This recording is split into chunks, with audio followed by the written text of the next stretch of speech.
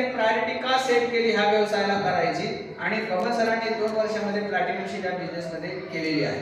तर बबन सर, तुम्ही बिझनेसमध्ये तुम्ही कसे आलात आणि का प्रायोरिटी सेट केली, तुम्ही तात्काळ हे काम सुरू करू? खरं तर माझा बिझनेस जॉईन करण्याची हिस्ट्री खूप वेगळी आहे. ना मला कोणी कॉन्टॅक्ट केला, ना मला कोणी कॉल केला, ना मला कोणी इन्व्हाइट केलं. जसं आपण लोकांना कॉल करतो, इन्व्हाइट करतो, पण लोक फोन उचलत नाही किंवा लोक प्लॅन सेट होत नाही. परंतु आम्ही एक आमचे नामदेव बेंदास माझे अपलाईन आहे, त्यांचे ते माझे म्युच्युअल फेसबुकचे फ्रेंड होते आणि जस्ट राठोड सर आपले ग्रेट मेंटर ते एमरल्ड झाले होते आणि सर सिल्वर झाले होते, त्यांचं रेकमेंडेशन झालं होतं आणि ती पोस्ट बेंदास सरांनी शेअर केली होती आणि शेअर करताना शेअर विथ रवींद्र राठोड अशी होती पोस्ट. मग मी जस्ट मनपा शिक्षक संघटनेमध्ये काम करायचो आणि मला वाटायचं की मी खूप मोठं काम करतोय आणि जस्ट माझ्या अध्यक्षासोबत थोडेसे माझे किरकोळ मतभेद झाले आणि मी जस्ट संघटनेचा राजीनामा दिला आणि त्याच दिवशी संध्याकाळी ही पोस्ट बघितली आणि मी स्वतः माझ्या आपल्याला फोन केला, नंबर स्वतः सर्च करून. आणि नंबर सर्च केल्यानंतर सरांना फोन केल्यानंतर सरांनी मला राठोडसाठी घरी इन्व्हाइट केलं आणि राठोडसाठी घरी त्या दिवशी खूप सारी मीटिंग चालू होत्या. तरुण नरवाणी सर आले होते, आपले डायमंड दुबे सर आले होते आणि सर खूप बिझी होते, पण मला वाटायचं की सरांना भेटलं पाहिजे. स्वतः मी सरांना भेटण्याचा खूप प्रयत्न करायचो आणि सरांकडे खूप व्यवस्थित कार्यक्रम असल्यामुळे सर मला भेटायचे नाही, पण सर मला मधून सांगायचे की अरे खूप जबरदस्त बिझनेस आहे भाऊ, 100% तू करू शकतो आणि करायला पाहिजे. पण माझं काही समाधान व्हायचं नाही. मित्रांनो, त्या दिवशी मी सकाळी सरांच्या घरी जवळपास 10:30-11 वाजता आलो होतो, संध्याकाळी 4 पर्यंत थांबलो.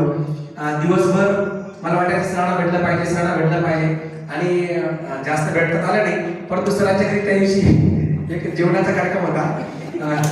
विजय उगले सर, रिकामे सर यांनी त्या ठिकाणी दाल रोटी आणली होती आणि मला असं वाटलं की या ठिकाणी बिझनेस आलो म्हणजे प्रत्येकाला जेवायला मिळतं आणि मी पोटभर जेवण केलं. खरंच मी उपाशी गेलो त्या ठिकाणी.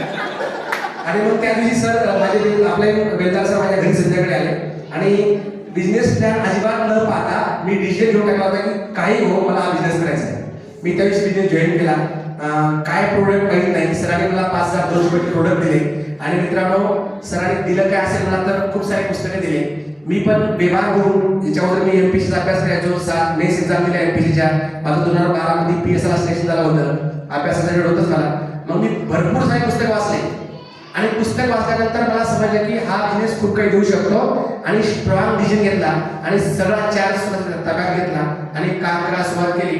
आणि मी बघितलं की बेलदारचं रेग्युलेशन, बेलदारचं इन्कम, राठोडचं इन्कम आणि माझ्या गरजा खूप आहे. मी घर घेतलंय, गाडी घेतली, नुसतं कर्जच भरतोय आणि स्वतःचं पण कर्ज फेडण्यासाठी, EMI फेडण्यासाठी सोबतच माझ्या मुलगा ते माझा जवळपास 10वीला होता, त्याचं बेटर एज्युकेशन माझ्यासाठी महत्त्वाचं होतं आणि जे पुढचं खूप खर्चिक होतं. कारण माझ्या मुलाला मी नंतर इथं स्पेक्ट्रम नावाच्या क्लासमध्ये 3 लाख रुपये भरली आणि आता माझा मुलगा पुण्याला शिकतो, बीटेक करतोय, त्याचा वार्षिक खर्च 5 लाख रुपये आणि तो 5 लाख खर्च केवळ मी या बिझनेसच्या जोरावर करतोय. तर मित्रांनो, जर आपण स्वतःची कमिटमेंट घेतली आणि डेली बेसिसवरती वर्क इथिक्स वाढवलं आणि डेडिकेशनने आपण जर दररोज काम केलं, आपल्यासोबत कोण काम करते, किती लीडर्स आहेत, कोण जॉईन होते, काहीच मॅटर करत नाही. जर तुम्ही आहेत आणि दररोज तुम्ही काम करताय, स्वतःला आतून भरून बाहेर बदलताय, तर 100% या ठिकाणी कुठलीही पेन अचीव्ह केली जाऊ शकते. याचं मूर्तिमंत उदाहरण मी आहे. कारण डिसिजन घेतल्यानंतर बेभान होऊन जसं काम करायला लागलो, आता पण माझ्या कामाचा स्पीड खूप जास्त आहे. मी स्वतःशी शपथ घेतलेली आहे की काही हो, मला दररोज प्लॅन करायचे. एकही दिवस असा जात नाही की त्या दिवशी मला प्लॅन होत नाही.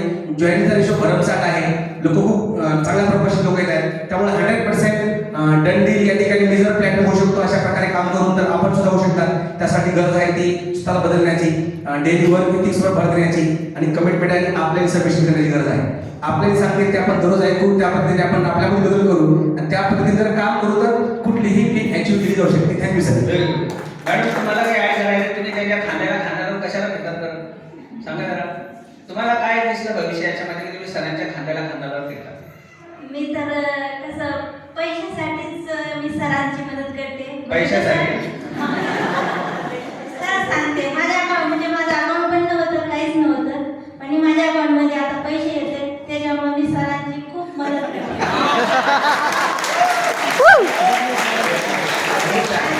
माझे मुलं पण म्हणते, मम्मी तुझ्या अकाउंटमध्ये पैसे आलेले. मग माझे मुलं पण अकाउंट बघते माझं. तुमच्या लग्नाला किती वर्ष झाली? माझ्या लग्नाला आता 21 वर्ष झाले. माझ्या नोकरीला आता 22 वर्ष स्टार्ट आहे. बरं.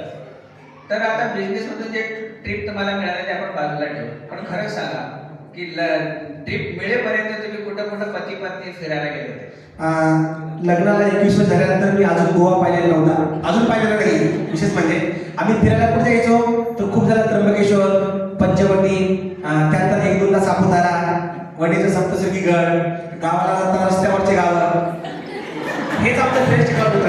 कुठेही फिरायला गेलो नव्हतो, पण या बिझनेसच्या माध्यमातून जगातला सगळ्यात सुंदर अशी सगळ्यात मोठी क्रूज कोरडल्या क्रूजवरती आम्ही आपल्या मेंटरच्या आशीर्वादाने ती ट्रिप एन्जॉय केली. पृथ्वीवर खरंच स्वर्ग असतो त्याचा अनुभव कधी घ्यायला मिळाला. Thank you sir. मॅडम तुम्हाला क्रूज आवडली का? समुद्रामध्ये एकदम डीप सी मध्ये, हाय सी मध्ये जाऊन मला थांबलेलं? तर खूप आवडले सर. मला असं वाटत होतं मी तिथून यायलाच नको.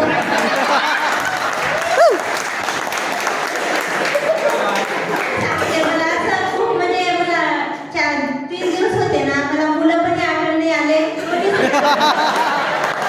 क्या बात है.